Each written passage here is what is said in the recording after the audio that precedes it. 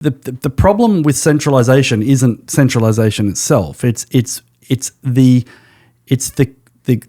control of that centralized thing. Yes. In too few hands who are not motivated by the same things that the users or of that centralized thing are motivated by. So they have their own extractive motivations. Yeah.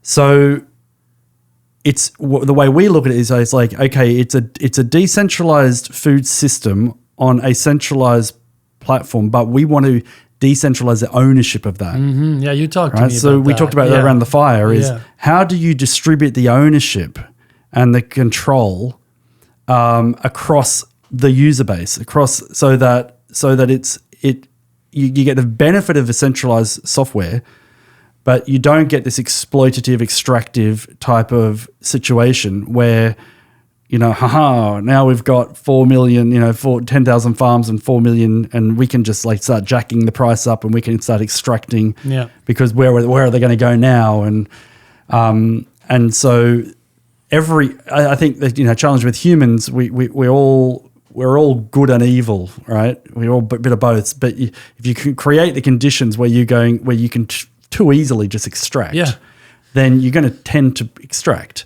So what we need to work on is an ownership model, a governance model. And we're using a model called steward ownership, which is a well-developed ownership and governance model to sort of split out the right to control and the right to reward and the right to sell or destroy. We break those three components of ownership out from each other. And then we lock away the right to sell or destroy, so that no one can ever buy the Ubi platform, like Amazon or Unilever. It's not up for sale, right? And then because that otherwise is an option, right?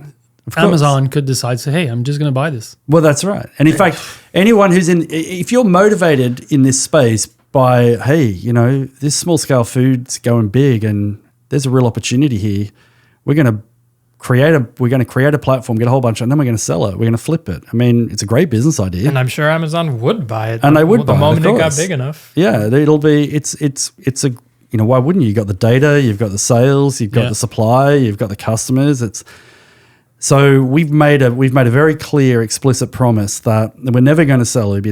There's never an exit for it. It's like we are raising capital. Yeah. And there is an exit for the investors when they come in, because we do like a redeemable shares model where we buy those shares back off them at a good return. Yeah.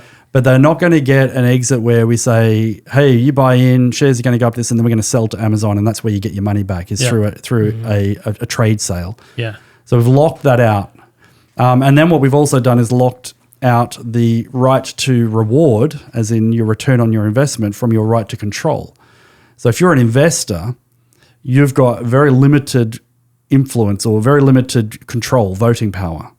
Any kind of voting power you have is only conditional upon certain things and only to a certain degree.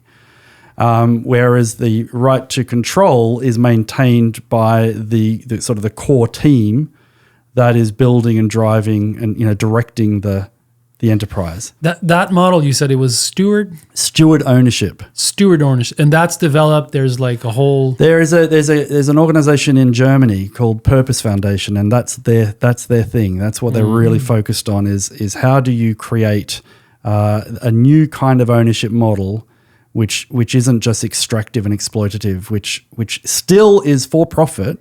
Yeah. Right. It's still commercially sensible, and I think that's a really important thing. You don't want to remove that profit motive. It's still a business, but it's not. What it does is it limits the amount that you can extract from it for the purpose of extraction. It's like